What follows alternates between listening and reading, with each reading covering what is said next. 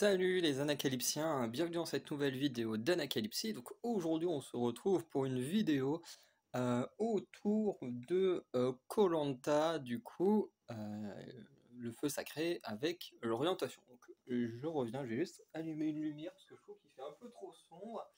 Mais du coup on va parler de cet épisode qui ma foi était plutôt sympa mais quand même plutôt moyen quand même.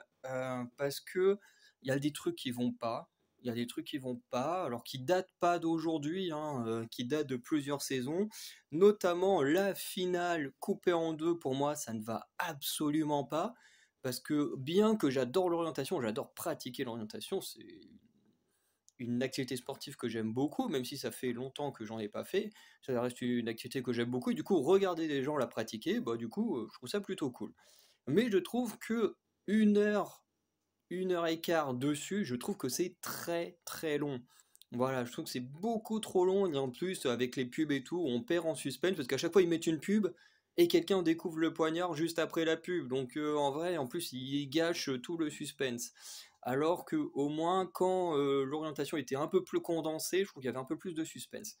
Et surtout, une finale comme à la vieille époque, entre guillemets, où bah, du coup, tu avais l'orientation, du coup, qui faisait une épreuve avec beaucoup de suspense, voilà, qui mettait beaucoup les nerfs à vif et tout, c'était très cool. Ensuite, tu avais l'épreuve des poteaux qui était beaucoup plus calme, beaucoup plus posée et vraiment bonne parce que du coup, bah là, le problème quand la finale est coupée en deux, c'est que les poteaux, ils allongent ça, sauf que les poteaux, c'est le truc le plus ennuyeux du monde à regarder. Alors certes, c'est mythique, mais c'est hyper dur à regarder. Enfin, tu es juste là à regarder des gens qui sont sur un poteau comme ça. Et voilà, j'en suis sûr que là, même vous, pour les quelques secondes là, vous êtes fait chier, c'est normal. Les poteaux, c'est juste du chiant à mourir à regarder. Et avec la finale coupée en deux, bah forcément, on allonge l'orientation, ce qui est plutôt cool d'un côté, mais de l'autre côté, bah, on allonge aussi les poteaux. Et là, ce qui est beaucoup moins cool, parce que les poteaux, c'est juste chiant à mourir.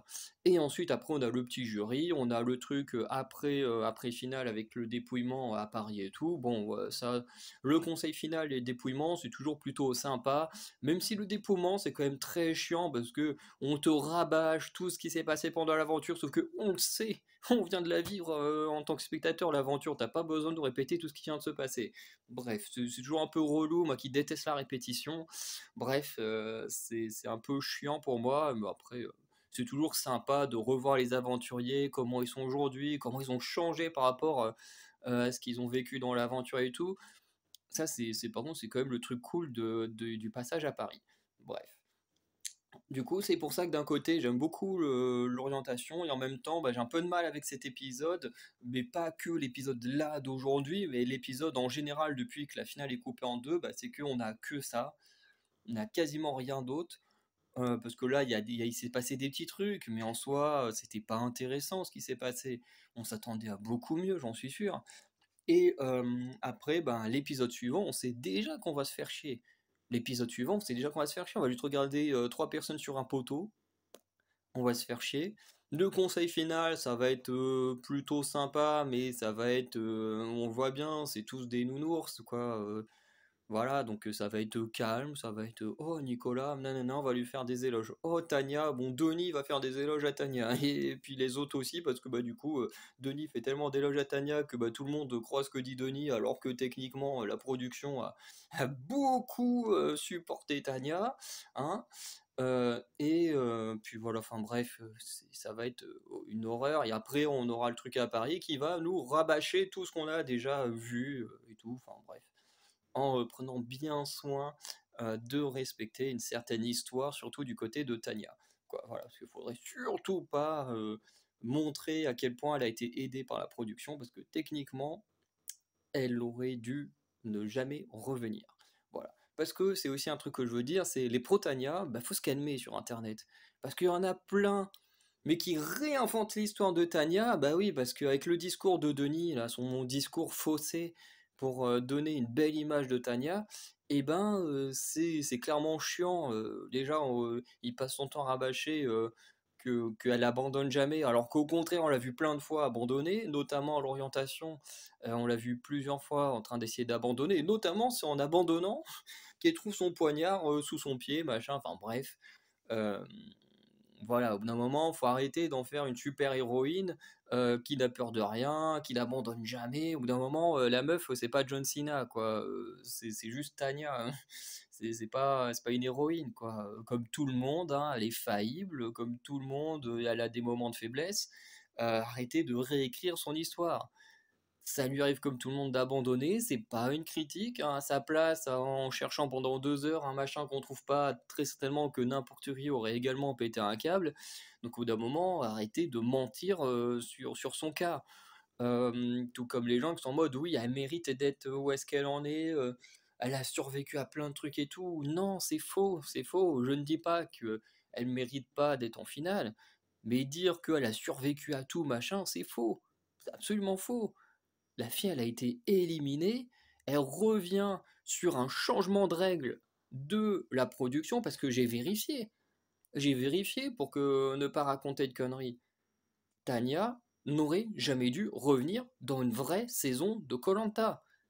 Les règles dans koh, c'est un abandon sur décision médicale, on remplace l'aventurier parce que voilà, c'est pas de sa faute, la personne voilà, elle décide pas d'elle-même de son destin. Par contre, dans une saison normale de koh, c'est-à-dire toutes les saisons sauf celle-ci, une personne qui décide de lui-même ou d'elle-même d'abandonner, ce n'est pas remplaçable.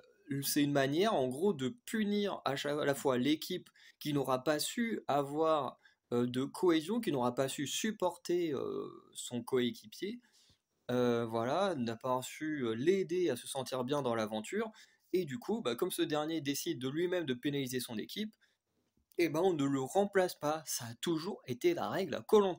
Ceux qui abandonnent volontairement ne sont pas remplacés.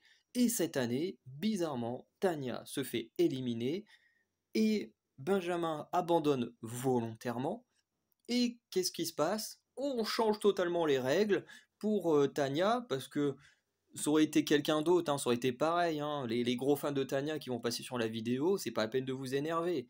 Là, forcément, c'est Tanya qui en prend pour son grade, parce que c'est à elle que c'est arrivé. Ce serait arrivé à quelqu'un d'autre, je gueulerais de la même manière. Voilà, j'ai rien contre Tanya. J'en ai quelque chose après les changements que fait la production dans cette saison, qui sont inadmissibles. Enfin voilà, et surtout les discours mensongers de Denis Brognard pendant l'aventure.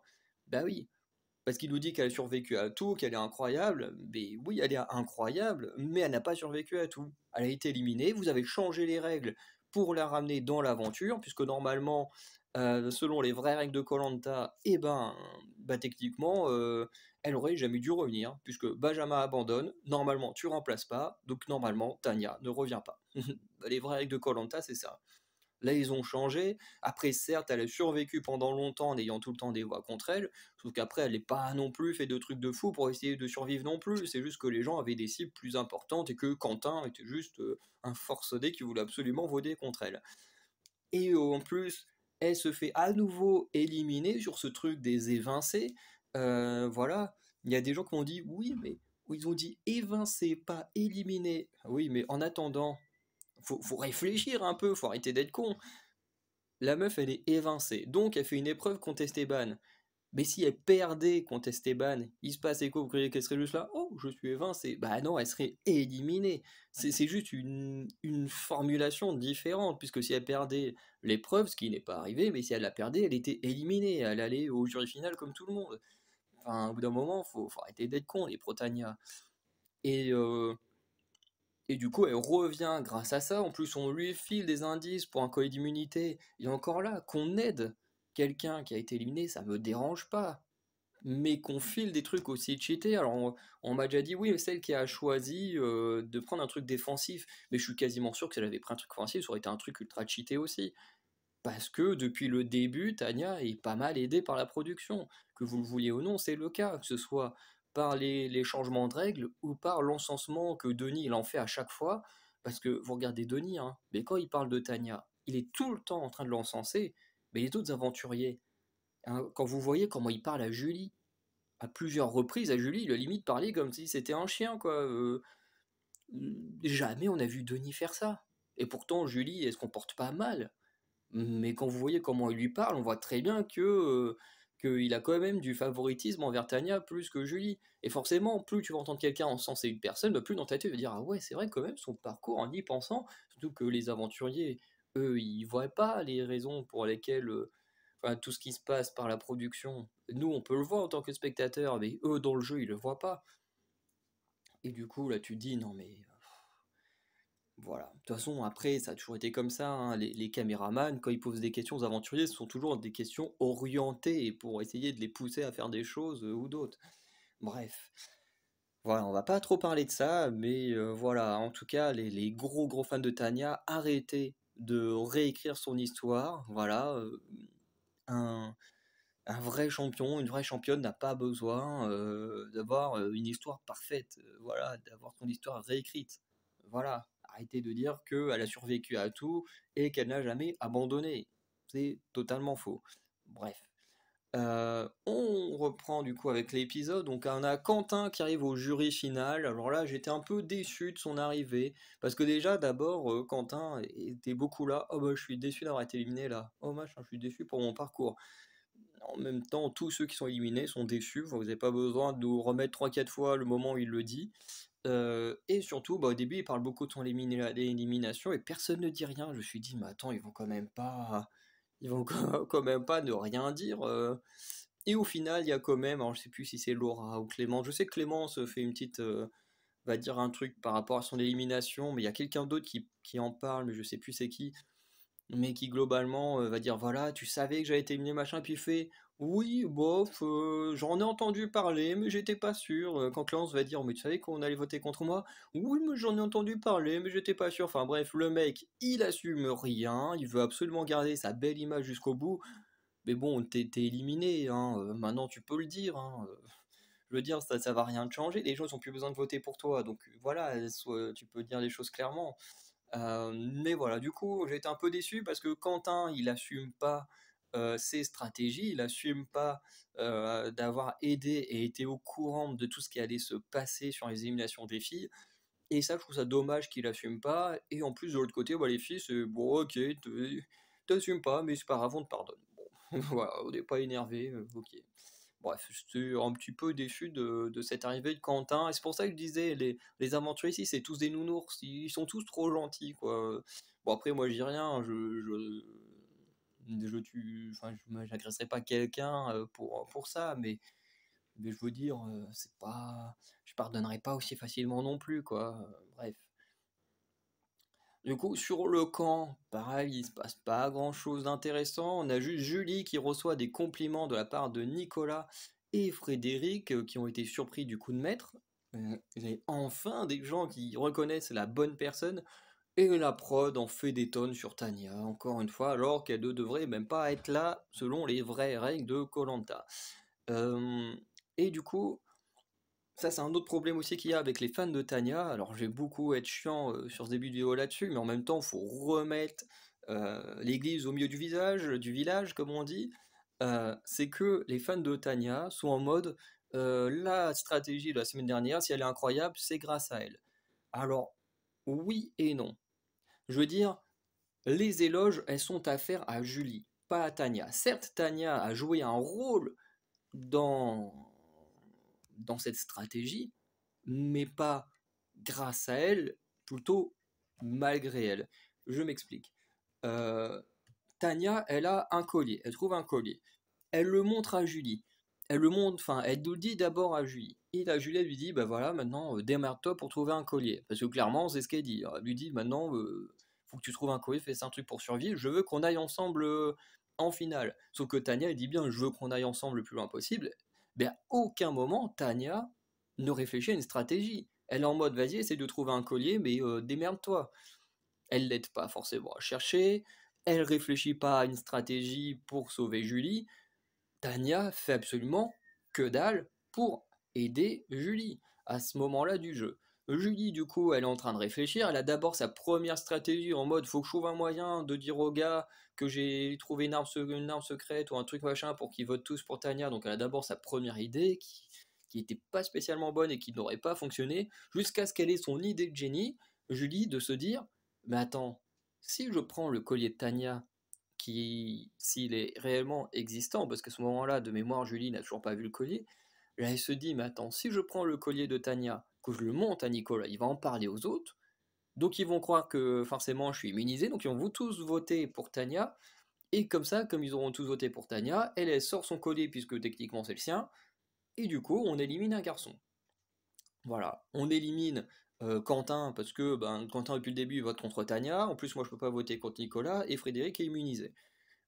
Donc Julie a cette idée-là. Elle en parle à Tanya. Tanya accepte de prêter son collier, bien que elle n'a pas non plus confiance à 100%, hein, quand elle lui dit par contre tu me le rends après, hein. C'est qu'elle montre que voilà, elle n'est pas non plus confiante à 100%, parce qu'on sait que des coups de Trafalgar peuvent se faire, hein. Julie aurait très bien pu garder le collier pour elle et ne pas le rendre, hein. Même si Tanya qui l'a trouvé, il n'y a aucune règle, hein, qui interdit de voler un collier d'immunité. Aucune règle ne le dit. Hein, en plus, on sait que les colliers peuvent se transmettre, mais c'est pas dit quand ils peuvent se transmettre, hein. C'est pas précisé que c'est interdit de le transmettre par vol, hein, de le prendre pour se le transmettre à soi-même. Bref, en tout cas, les aventuriers sont beaucoup trop gentils pour faire ce genre de coup. Heureusement, même moi à koh si j'y allais, je serais hyper stratège, mais alors jamais je me permettrais de voler un collier à quelqu'un. Euh, mais du coup, le problème, c'est que voilà, Tania est prête son collier, donc Julie fait sa stratégie et tout, et ensuite, sur les réseaux sociaux, où la catastrophe, c'est que les pro-Tania, ils te disent Tania, c'est un génie. Sans elle, Julie n'en serait pas là. Sauf que, certes, sans le collier de Tania, Julie n'en serait pas là. Mais en attendant, faites pas croire que c'est Tania le génie. Tania, tout ce qu'elle a fait dans cette stratégie, c'est dire oui, je te prête mon collier. C'est tout ce qu'elle a fait. Elle a absolument rien fait de dingue. Elle a juste dit oui, je te prête mon collier. C'est tout. En attendant, tout le reste, hein, c'est Julie qui a réfléchi à la stratégie, c'est Julie qui a été auprès des garçons, surtout de Nicolas, pour que la stratégie fonctionne. Tania, elle a rien branlé, elle a absolument rien foutu.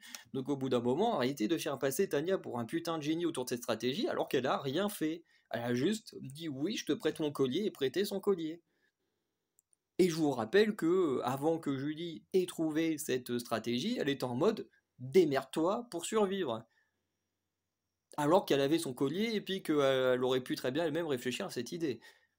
Donc au bout d'un moment, les fans de Tania, calmez-vous et encore une fois, arrêtez de réécrire l'histoire. La stratégie de dingue qu'on a eue, elle n'est pas grâce à Tania, elle est grâce à Julie.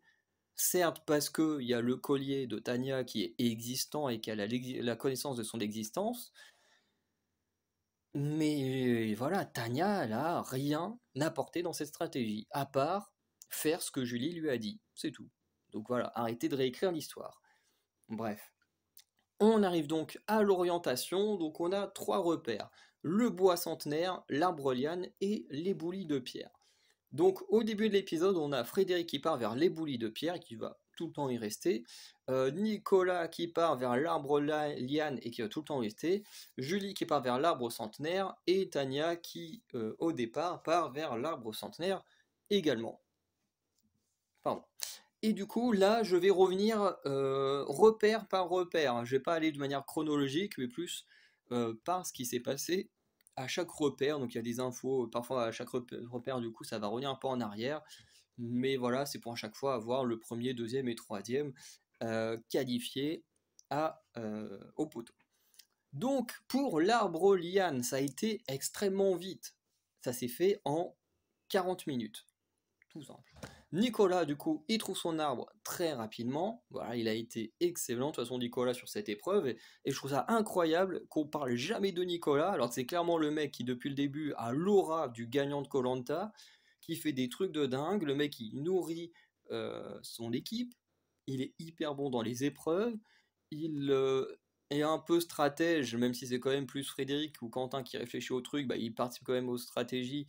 Et voilà, donc il a quand même un petit côté stratège, bien que voilà, c'est pas le niveau de Quentin et Frédéric.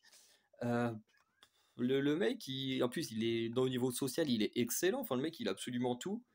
Mais les gens, eux, ils sont juste matrixés sur Tanya, c'est incroyable. Bref.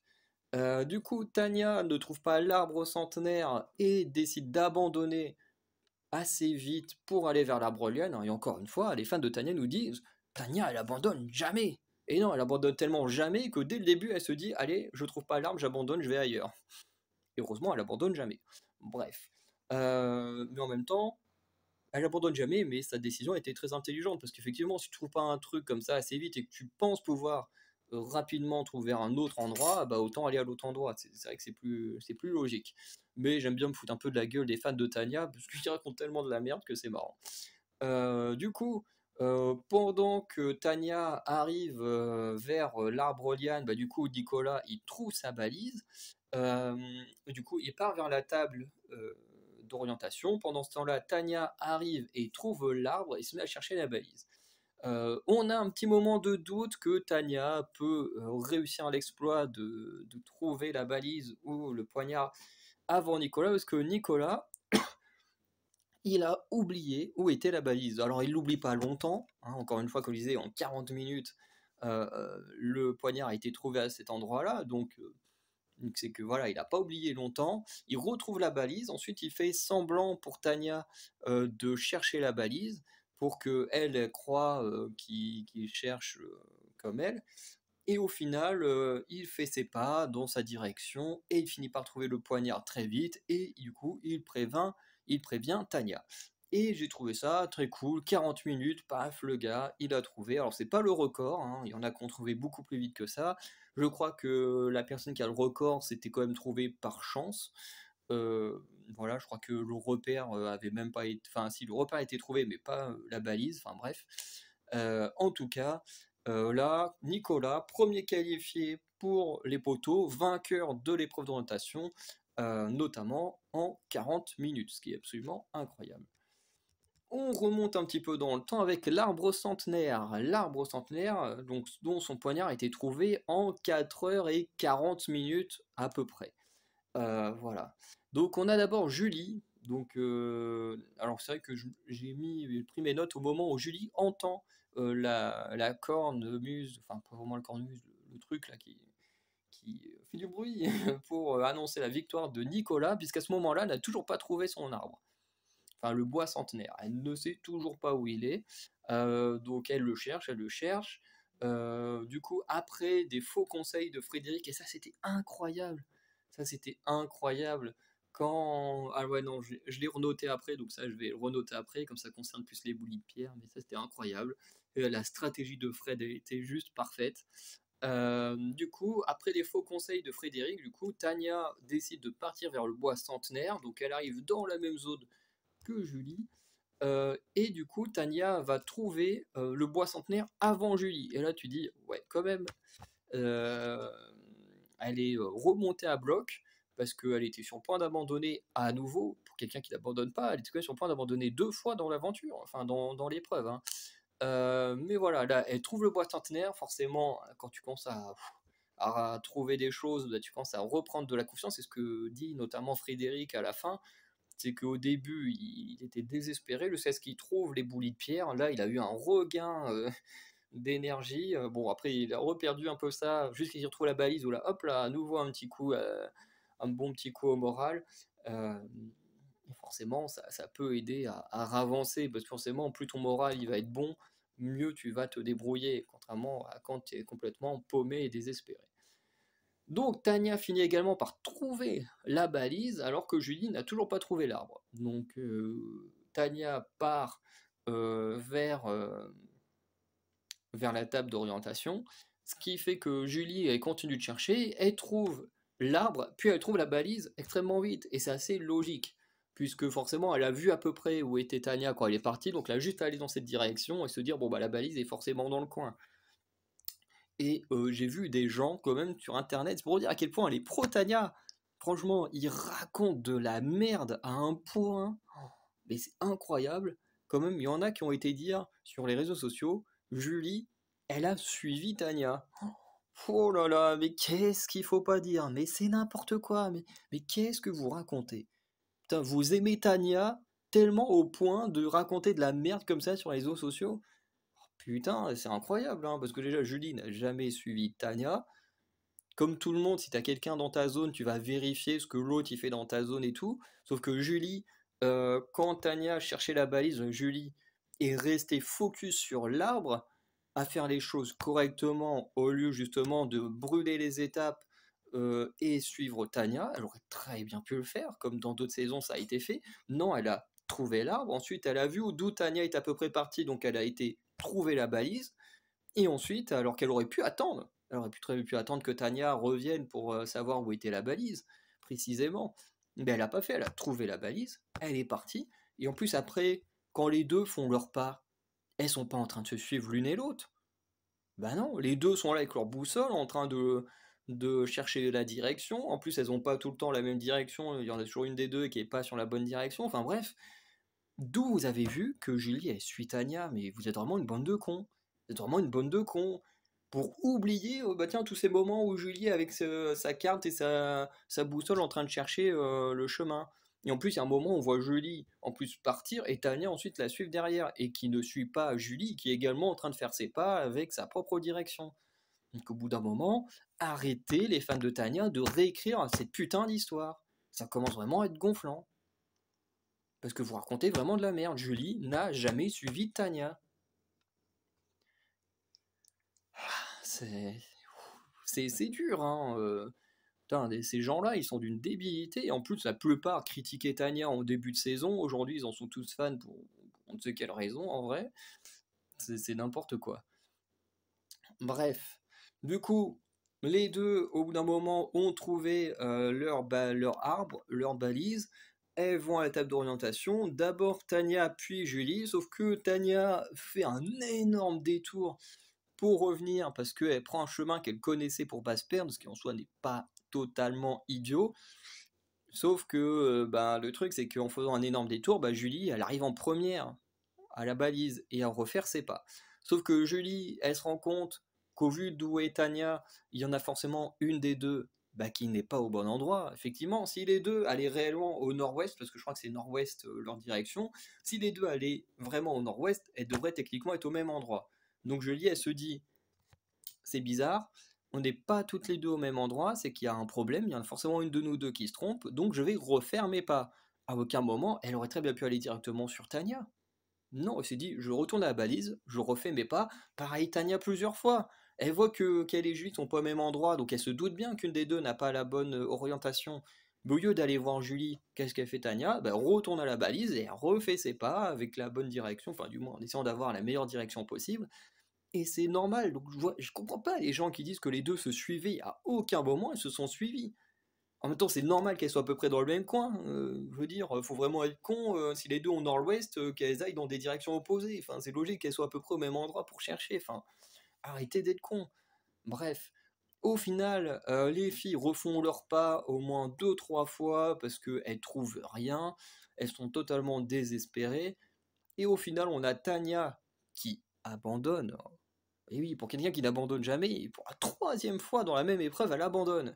Et oui, et en fait ça m'a fait barrer parce qu'elle est là, elle est en mode fou, j'en ai marre, j'abandonne, elle commence à baisser les bras, à repartir, puis là, en mode oh bah tiens, le poignard finalement il est juste là en dessous de mes pieds. Euh, et du coup, bah voilà, elle trouve le deuxième poignard, pas de la façon la plus glorieuse, mais Tania emporte la deuxième place de l'orientation. Donc du coup, elle se qualifie et finit deuxième avec presque 5 heures de recherche, donc à peu près 4 heures et 40 minutes. Donc c'est pas la performance la plus cool, mais au moins elle aura eu sa qualification de manière correcte. Voilà, parce que bien de fois on a vu des gens avoir des qualifications de manière très fourbe, au moins là, se qualifie de manière classique et correcte. Voilà. Ensuite, on passe à l'éboulis de pierre. Donc l'éboulis de pierre, on a Fred, qui au début se rend compte qu'il cherche pas au bon endroit, après avoir parlé à des vaches. Et oui, Frédéric il parle aux vaches et puis il se rend compte qu'il n'est pas au bon endroit. C'était assez marrant. Et puis très rapidement, il finit par trouver sa zone alors qu'il a déjà perdu beaucoup de temps. Il va entendre la corne qui annonce la victoire de Nicolas, mais n'a toujours pas trouvé son repère. Du coup, Tania va arriver dans sa zone. Comme je le disais, une fois que Nicolas a trouvé, Tania vient sur la zone de Frédéric. Sauf que Frédéric, il va avoir un coup de génie, parce que tous les ans, on a la même chose, c'est que quand deux aventuriers sont au même endroit, t'en as toujours les deux qui sont en mode ah ça me fait chier, machin il est sur le même arc que moi, ça me dérange, j'aurais préféré être tout seul, machin. Ils sont tous en train de gueuler, mais aucun fait quelque chose pour se débarrasser de l'autre. Que là, Frédéric, il a vu Tania, il a vu qu'en plus elle était en mode désespoir complet, hein, encore une fois, pour quelqu'un qui n'abandonne pas, hein. Elle abandonne jamais, mais elle était en plein désespoir en train de chialer en mode je vais jamais y arriver, machin. Bref. Euh, et du coup, Frédéric il va la voir et il lui dit ça sert à rien que tu restes ici, j'ai une longueur d'avance sur toi, j'ai déjà trouvé la balise, je vais bientôt trouver le poignard. Enfin, globalement, il dit pas qu'il va bientôt trouver le poignard, mais c'est ce qu'il fait comprendre, hein. Quand tu as trouvé la balise, globalement, il reste plus que ça. Donc il fait comprendre qu'il a une bonne longueur d'avance, donc il lui dit va plutôt là où il y a Julie, parce que ici, voilà, tu trouveras rien, je vais bientôt trouver mon truc, donc va sur l'arbre de Julie. Et Tania, elle l'écoute, elle a un petit regain d'énergie grâce à Frédéric, et puis elle se dit, allez hop, de toute façon, ça sert à rien que je reste ici, s'il a une longueur d'avance sur moi, autant que j'aille sur celui de Julie. Voilà, alors Julie aurait très bien pu avoir de l'avance aussi, mais Julie n'a pas eu cette idée de Frédéric, hein, de renvoyer Tania, ce qui a été vraiment un coup de génie. Pas parce que c'est Tania, mais juste parce que c'est un putain de coup de génie. Parce que tous les gens, ça m'énerve quand les gens ils sont là en train de se plaindre qu'ils ont quelqu'un d'autre avec eux, mais il faut rien pour s'en débarrasser. Alors que là, Frédéric, il est en mode je veux personne dans ma zone, et puis il n'hésite pas à trouver un moyen de les renvoyer. Voilà, et ça j'ai trouvé vraiment très cool. Parce que voilà, au bout d'un moment, bah, si tu veux avoir plus de chances de trouver quelque chose, bah, il faut être tout seul. Sachant que là, il y avait encore un autre arbre, et bah, c'était clairement la chose la plus intelligente de faire, d'envoyer la personne sur l'autre arbre. Bref. Du coup, Frédéric va finalement trouver son repère au bout de 2 heures. C'est extrêmement long pour trouver son repère, mais en même temps, il faut quand même avouer que les boulis de pierre étaient hyper durs. L'arbre centenaire était plutôt dur, mais encore ça, il était quand même assez reconnaissable. L'arbre liane, c'était clairement le plus facile à trouver, hein. Je ne dis pas que forcément ce qui était plus facile à trouver, Nicolas est moins méritant, mais c'est vrai que les boulis de pierre, ça avait l'air hyper dur à trouver. De toute façon, Julie ne trouvera jamais les boulis de pierre. Et c'est vrai que comme le dit en plus Frédéric, c'est que dans la zone, tu as des éboulis de pierre à peu près partout. Tu as plein d'arbres avec des éboulis de pierre à côté, enfin bref, c'est hyper dur à trouver. Euh, bon, même si en soi, s'il s'était pas trompé de zone au début, s'il cherchait pas au mauvais endroit, il aurait peut-être pu trouver un peu plus rapidement. Du coup, Fred va finir par également trouver sa balise, peu de temps après que Tania trouve le poignard de l'arbre centenaire. Donc là, elle a un petit coup de stress parce qu'il trouve la balise, donc il va à la table d'orientation, mais du coup, il sait que Julie va venir à son arbre. Donc ça fout un petit coup de stress parce que Julie, ça lui laisse le temps de venir, de trouver l'arbre repère, de trouver la balise, de trouver le poignard s'il va pas assez vite. Et du coup, bah, Fred il revient, il voit que Julie est pas très loin, donc il essaie de faire un petit détour pour aller à la balise pour que Julie ne voit pas où est la balise. Et du coup, il fait ses pas qui sont excellents, hein. Comme Nicolas, je crois que c'est celui qui a fait les meilleurs pas, enfin la meilleure direction avec les meilleurs pas, parce que il va très rapidement du coup trouver le poignard, hein. Je crois qu'il trouve le poignard en 30 minutes, donc c'est quand même assez rapide. Comme on l'a vu avec Nicolas, il a mis à peu près 20 minutes à trouver son poignard, qui a été assez rapide aussi. Euh, et voilà, et du coup, Frédéric trouve son poignard, se qualifie pour la troisième place, alors que Julie n'a toujours pas trouvé les boulis de pierre. Donc je crois que c'est un peu comme Dorian, hein, aux quatre terres, qui est encore en train de chercher son arbre repère. Bref. Nicolas, du coup, est le vainqueur de l'épreuve en ayant trouvé son poignard en premier, en 40 minutes. Tania finit deuxième après presque 5 heures de recherche. Et Frédéric trouve le poignard après 5 heures et 20 minutes de recherche, ce qui est absolument énorme. Et encore une fois, Denis en fait des tonnes sur Tania. Et j'en peux plus, c'est insupportable. C'est insupportable, je veux dire.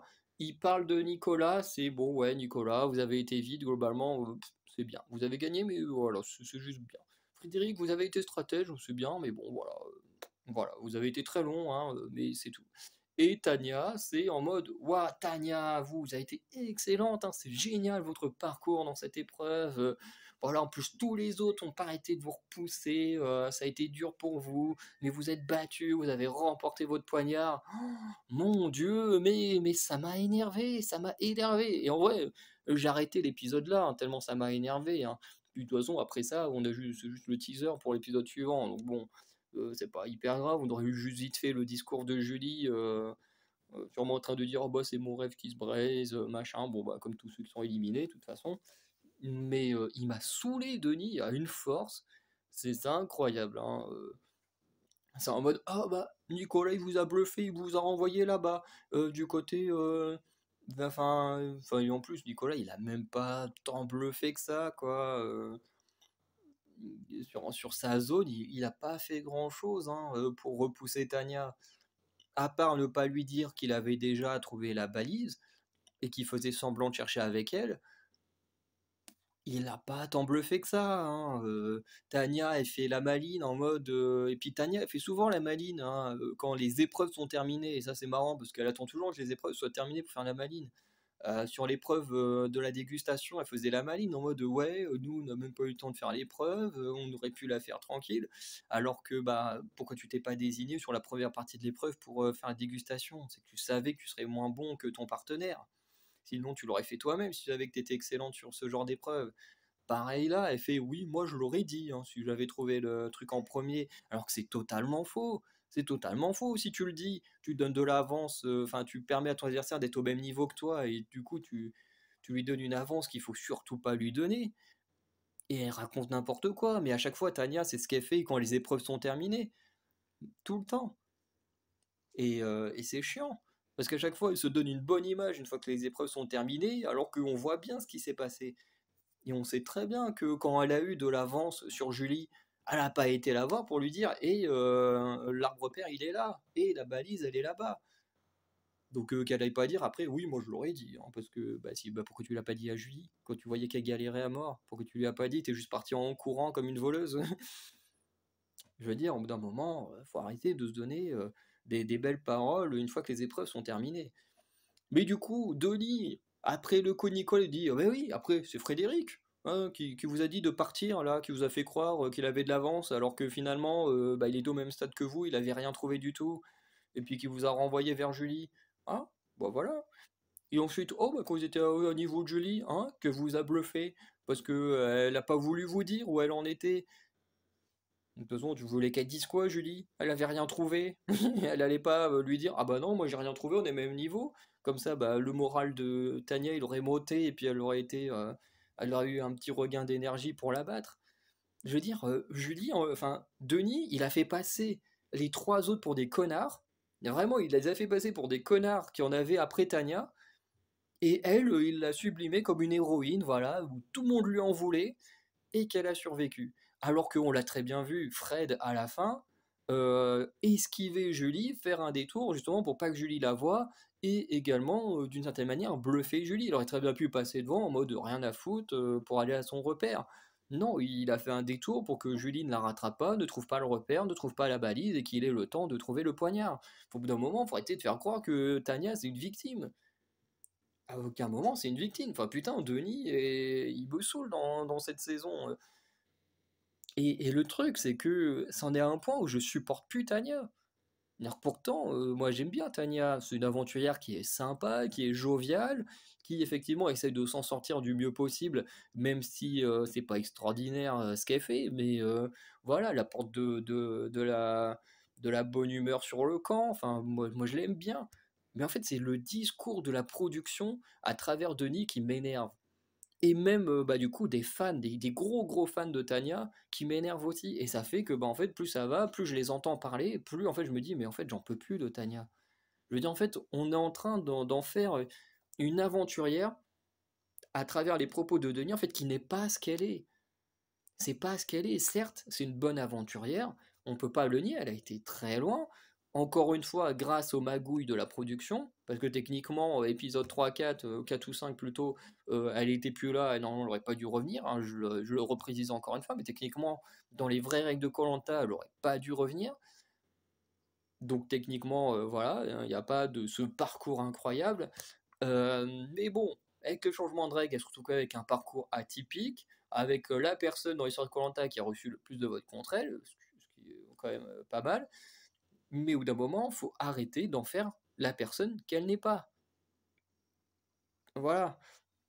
Moi, j'aime bien la vraie Tania, celle qu'on a vue, et pas celle qui est déformée par les propos de Denis Brognard et des gros fans de Tania. Voilà, parce que certains vont sûrement penser que je la déteste, mais je la déteste pas. Je déteste juste les gens qui racontent n'importe quoi sur elle pour la mettre en valeur, alors qu'elle n'a pas besoin d'être mise en valeur par des gens. Elle a déjà un parcours plutôt atypique, qui est plutôt cool, juste par elle-même. Donc au bout d'un moment, on ne changeait pas son histoire. Voilà. Bref, n'hésitez pas à me dire ce que vous avez pensé de cette orientation. Je suis désolé si j'ai été très énervé pendant cette vidéo, mais encore une fois, les propos sur Tania qui sont totalement déformés, ça m'énerve. Donc voilà, j'ai essayé de faire un peu d'ironie et tout. Mais encore une fois, le problème pour moi, ce n'est pas Tania, c'est bien la production et les fans de Tania. Je préfère le préciser. Voilà. Encore une fois, moi, Tania, en soi, je l'aime bien. Elle m'a rien fait. Voilà, elle est plutôt cool. Donc voilà, encore une fois, je n'ai rien contre elle, mais plus contre ceux qui l'encensent de manière un peu débile. Voilà, donc sinon on se dit à très bientôt. La finale la semaine prochaine, qui risque d'être un peu ennuyeux, mais au moins on saura enfin qui a gagné. Et ensuite je ferai une tier list, parce que pour ceux qui sont là depuis le plus longtemps, vous savez que je fais toujours une tier list pour classer les aventuriers en fin de saison. Alors habituellement, je les classe de ceux que j'aime le plus à ceux que j'aime le moins, mais à partir de maintenant, ça va changer. Je ne ferai plus ce genre de tier list. Je ferai des fois des petits tournois, voilà, avec un logiciel pour mieux montrer qui c'est que je préfère, et en ayant des arguments à travers des petits duels et tout, ça sera plus sympa. Mais ma tier list, en gros, maintenant, ça va être lié aux 4S de Freddy, et notamment de ceux qui aiment koh qui connaissent au bout d'un moment les 4S. Donc en fait, je jugerai les aventuriers sur plusieurs points à travers cette tier list. Donc si ils possèdent un des 4S, donc soit le social, la stratégie, social, stratégie, sportivité, et le dernier, c'est la survie. Survie, stratégie, bon, à chaque fois j'en oublie. Sportivité, stratégie, survie, sociale. Voilà, je les ai enfin eu, des 4S.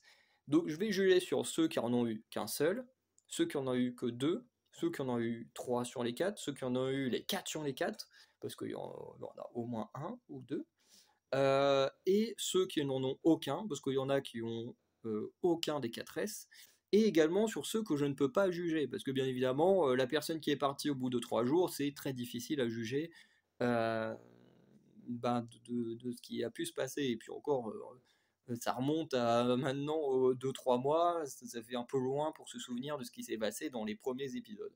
Donc voilà. Donc ce sera plus objectif, ce qui fait que même des aventuriers que je suis pas du tout fan comme Quentin pourra se retrouver dans une bonne catégorie alors que j'en suis pas fan du tout. Bref. En tout cas, voilà ce qui viendra au niveau de koh. Et ensuite, par la suite, il y aura une pause de vidéos sur cette chaîne, pas spécialement parce que j'ai envie de faire des pauses, hein, mais plus parce que il y aura plus de koh, plus de Pékin Express pour l'instant. Donc, soit je vous ferai des vidéos sur d'anciennes saisons, parce que j'ai trouvé un moyen de visionner d'anciennes saisons, et là je suis en train de, enfin, de me préparer à visionner la saison 17, parce que c'est une de mes favorites, et peut-être que je ferai un retour sur cette saison-là, même si techniquement je préférais repartir de la saison 1, et pas en plein milieu comme ça, saison 17, parce que j'adore la 17. Donc je pense que je la materai juste pour le plaisir, et puis je repartirai sur la saison 1, je ferai peut-être des reviews, voilà, de vieilles saisons et tout, ça pourrait être très très cool. Et il y a une autre idée que j'ai envie de faire, n'hésitez pas à me dire si ça vous intéresse, mais en gros, ce serait un type de vidéo qui s'appellerait en gros comment telle personne aurait pu aller plus loin, à part forcément le gagnant. Mais le but serait de montrer, voilà, la personne est éliminée de telle manière et ce qu'elle aurait pu faire pour s'en sortir. Alors bien sûr, c'est un peu imaginer des choses qui auraient pu être faites pour que la personne ne soit pas éliminée au moment où elle l'a été. Voilà. Donc c'est un petit type de vidéo que j'aimerais bien faire. Voilà, n'hésitez pas à me dire si vous, ça vous intéresse ou pas. Bref. Du coup, c'est une bonne journée, une bonne soirée. Je vous dis à très bientôt pour de nouvelles vidéos. Salut les Anacalyptiens.